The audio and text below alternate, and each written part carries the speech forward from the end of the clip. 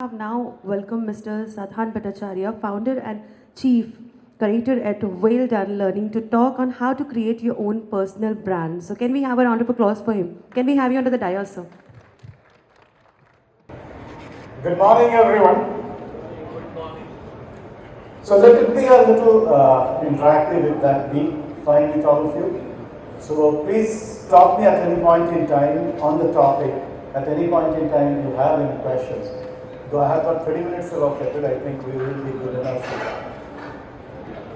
And when you talk about a personal brand, the first thing that comes to our minds is something to do with marketing, something to do with promoting a product, a service. Then why the heck medical professionals need a brand at all? We all know there have been medical professionals par excellence who have created brand of their own, but then for a general person, forget about any medical professionals, lawyers, professors, why should one even bother about a professional brand? That's the question that we are talking and trying to burst some of the myths that we have. Let's see. And there lies the concept of called branding yourself, what we call brand you. Each one of us, whether we consider ourselves as a brand or not, in hindsight we are already a brand.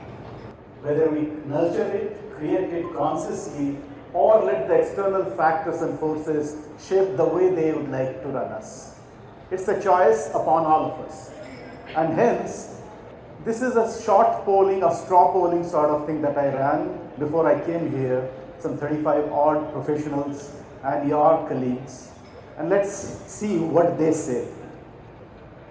If I could sum their short response, 4 out of 10 professionals and medical professionals, they have got no clue about what a professional or a personal brand is all about.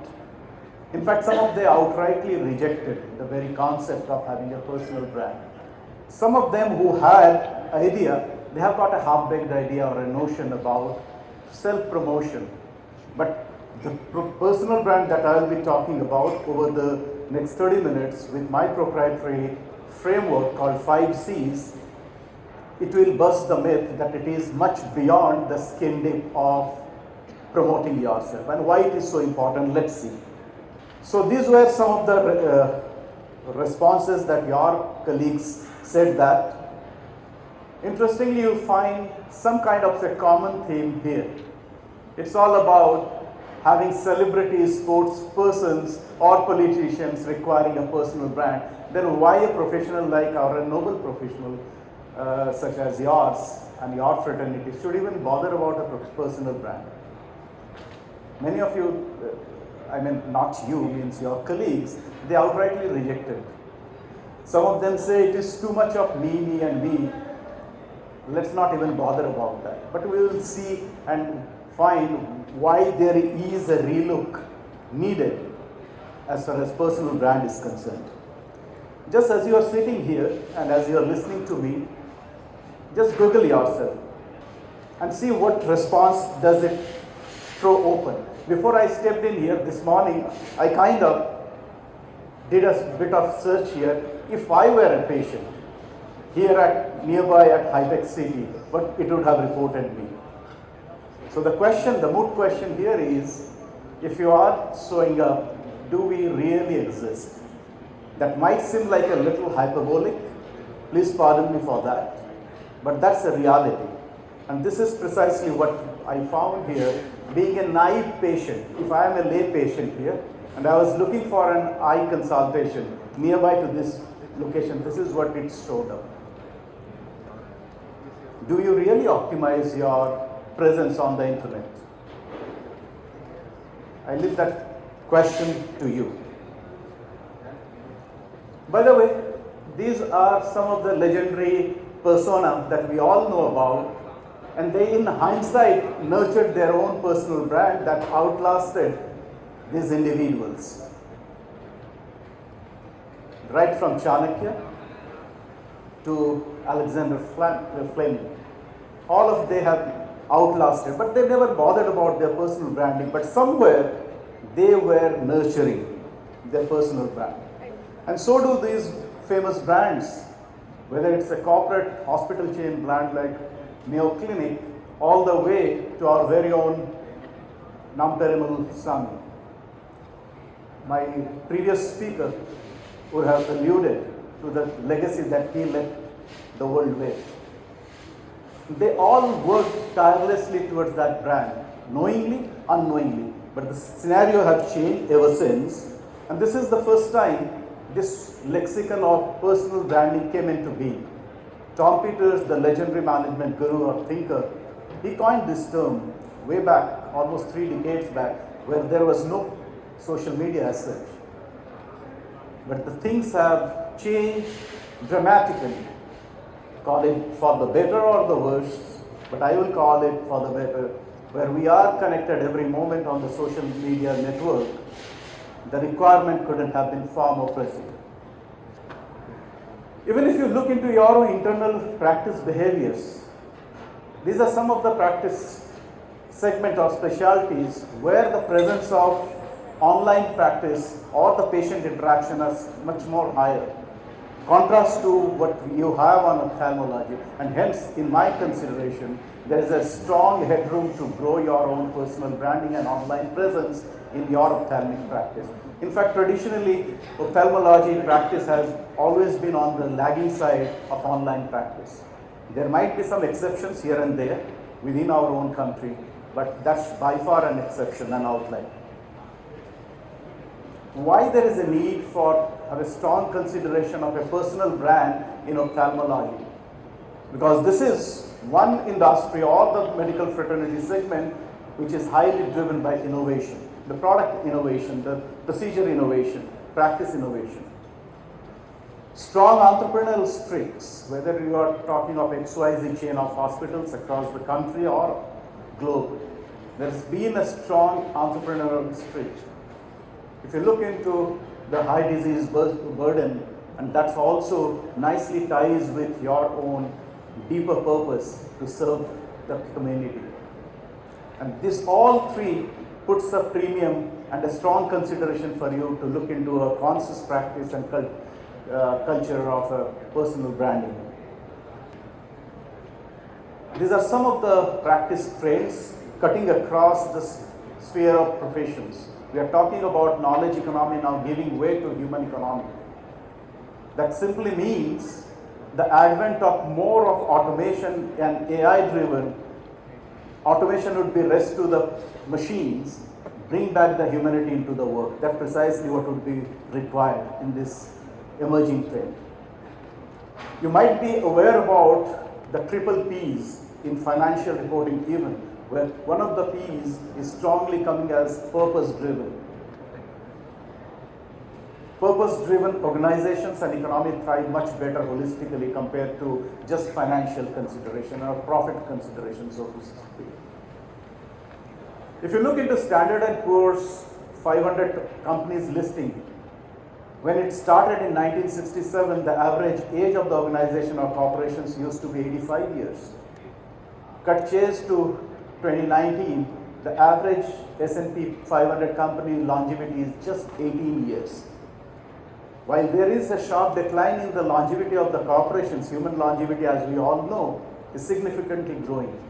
That means, if you look into this morning's Economic Times, the front page headline talks about return to the second innings for female professionals. After they're giving birth to their children, they are now in droves, they are returning back to the corporate lives again as their second innings, third innings even. Means while the organization's lives and longevity is declining, human longevity is, and therefore, if we are to remain active in our own profession requirement, we need to create a strong equity for ourselves, needless to be told. And then you have got my own research on this topic called personal branding. Many of you might be knowing about the 5 P's of marketing, like product, pricing, place, promotion, people. I call them 5 CXOs of you Incorporated. If you consider yourself as one of the founding figures being an entrepreneurial driven practice, You have got 5 C's which make up for your 5 chief executives or chief CEOs. So you have got the equivalence of product in terms of character. You have the equivalence of community for people. You have got place, what we call channel, or the electronic or digital media. You have got promotion, where you have got creation or curation of content as a thought leader. We'll explain a bit of them here. Talk about the character and the legendary Dr. Nam. He himself created this, and as Times magazine put him, he was claimed as bringing the assembly line perfection to the eye care or cataract surgery. He might not have actively worked on that, but dedicated practice philosophy would have reached him or the tag what he is today. Here's a small QR code. This is available to the organizers. This is a free online complimentary self-assessment based on positive psychology to determine your top 5 character strengths as medical professionals and see if your practice behaviors are strongly rooted and aligned to your deeper purpose and meaning in life or not. This is already shared with the organizations. You can have this taken. It just takes 7 to 8 minutes to complete and get your report.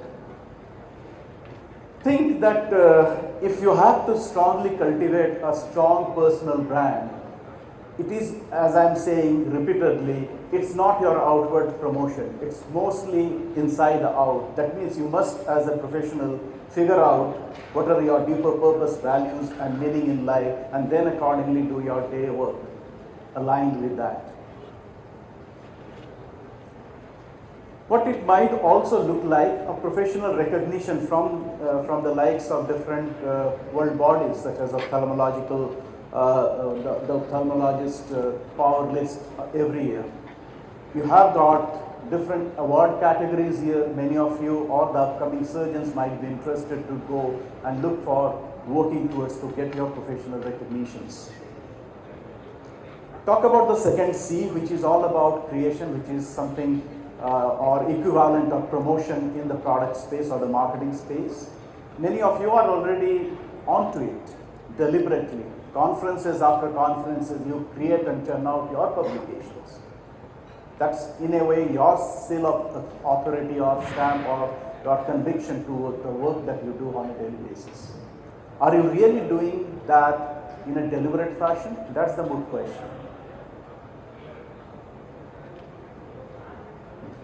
You might ask what good all the social media stuff can do to you. Many of you already are working on that, especially the younger generation. But that doesn't mean that I am leaving out some of our generations even. You have still the opportunity to go and create meaningful content for your peers, for your juniors, or even the patient community. Many of you already do that. But do you do that deliberately, consciously, in a structured fashion? That's the key question to be asked. You can start with a LinkedIn page. You can start with your podcast, blogs. You can even think of creating at a stage your own websites. And then either it's a creation route or a curation. Either way, you are putting out your own seal of thought leadership out to the universe. And it's not about just creating a patient testimonial. You're actually narrating a human story. Interestingly, Dr. Michael Rivera, which is he started out his career as an orthopedic surgeon, but then found soon his own niche in cordial and specialized in diabetes foot care. And then he transitioned.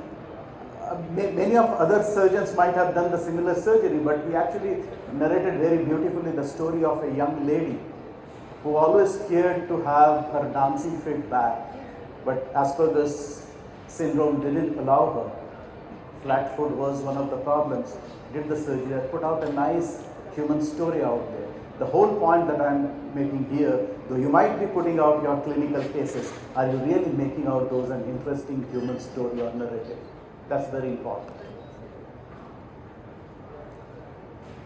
So if this is the data point for social media presence in our everyday life, can any profession be actually untouched by this? And so I would guess even your profession is not immune to the presence and influence of social media. So think about it, start creating, start curating your content which will leave your thought leadership stamp. This is exactly what the earlier data that I was sharing talking about. The presence of social media in ophthalmology is still by far, and this report is sometimes in 2019, but not much has changed even though COVID came in between.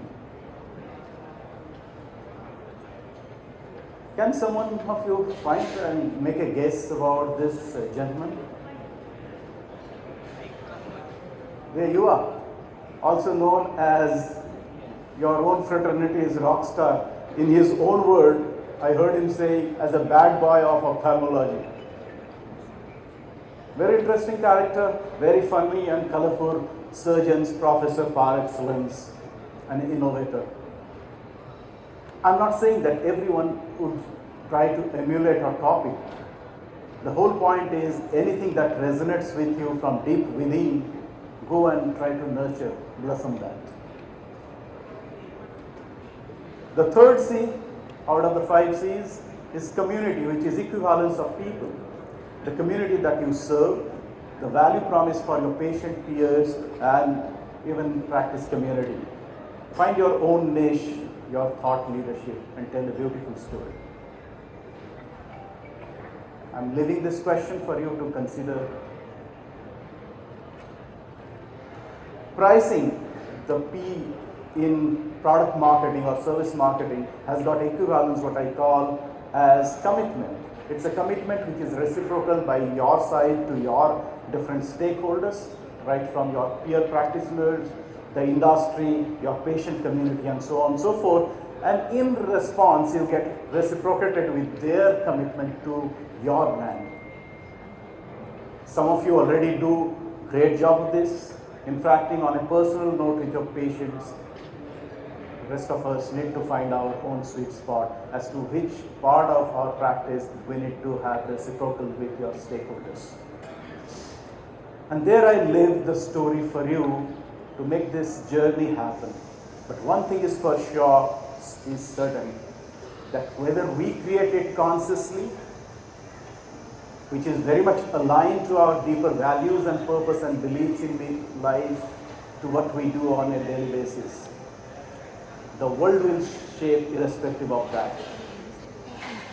Why not we do it consciously in a constructive or a structured fashion?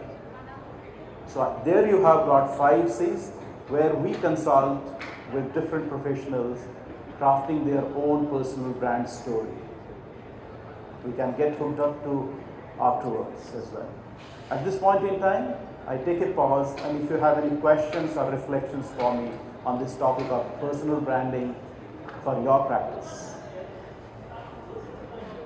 Any reflection, any questions that you might have? Can someone pass on the mic so that everyone...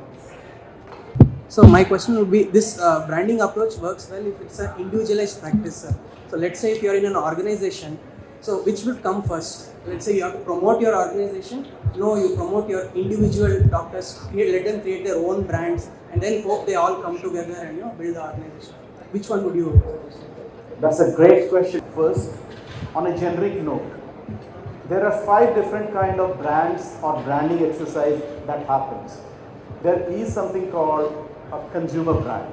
For example, a Colgate toothpaste is a consumer brand, but it comes from a corporate brand called Colgate Company or Colgate Industries, right? Colgate. So that becomes the enterprise brand or the corporate brand. Then you have got something called employee brand.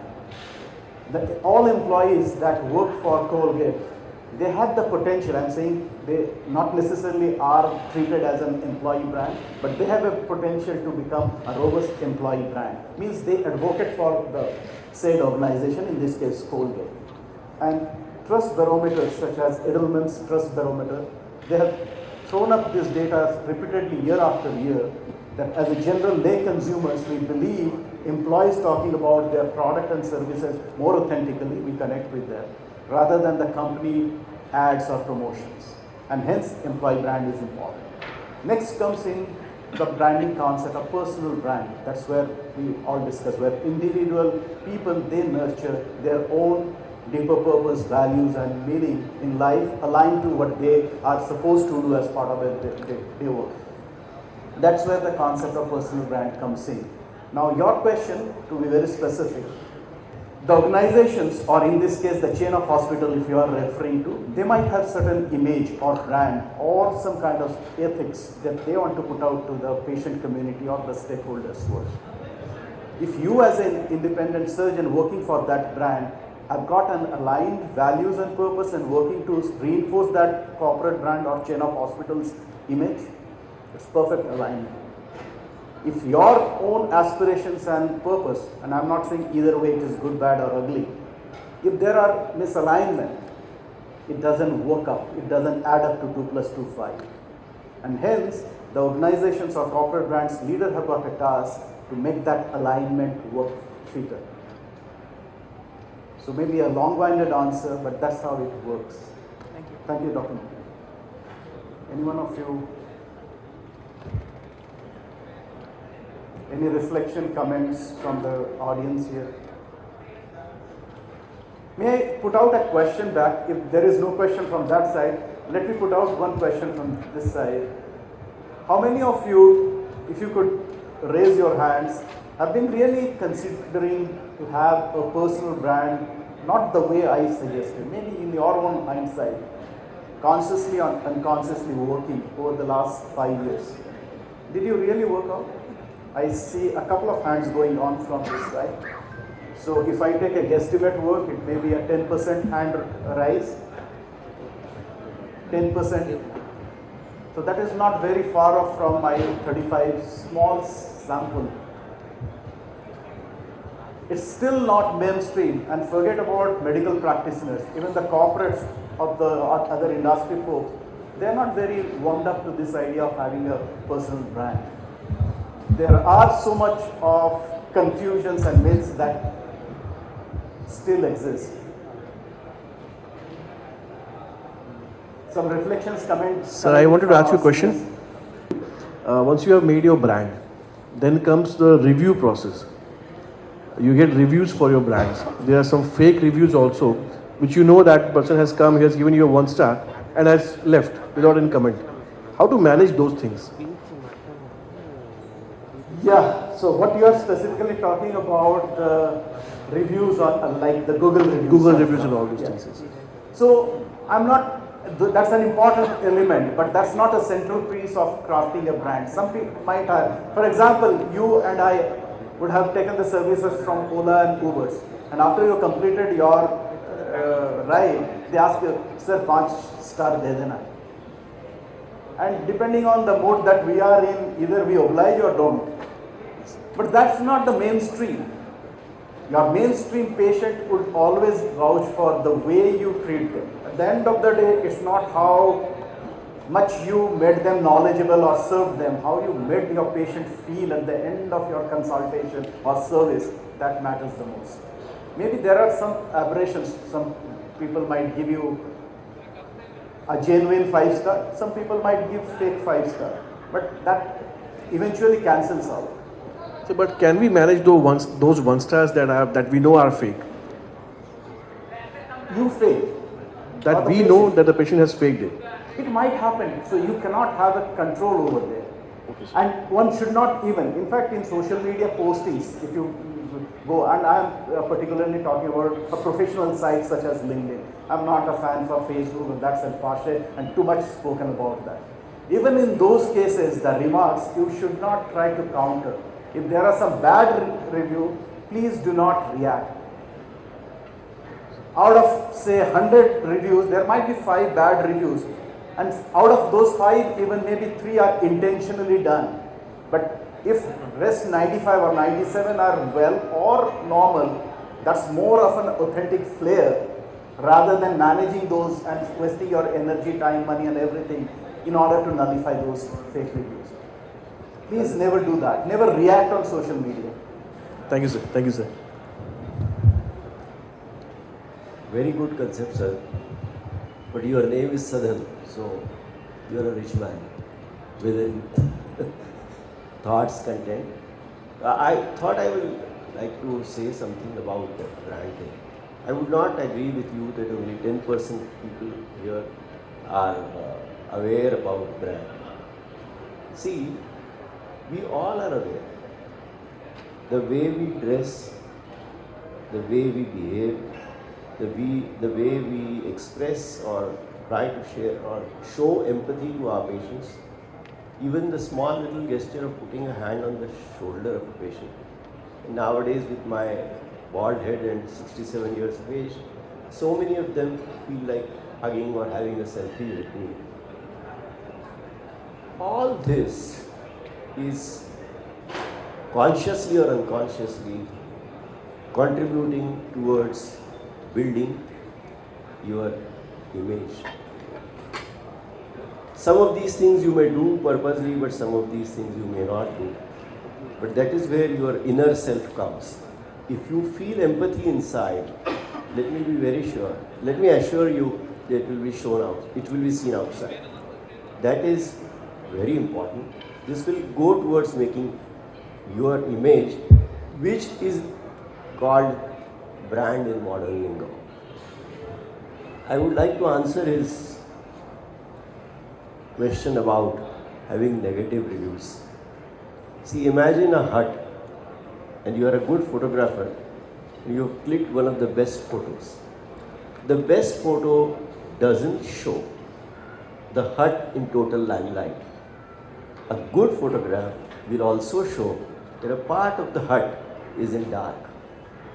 That is what gives you a feeling of reality, and that's why that photograph is more valuable.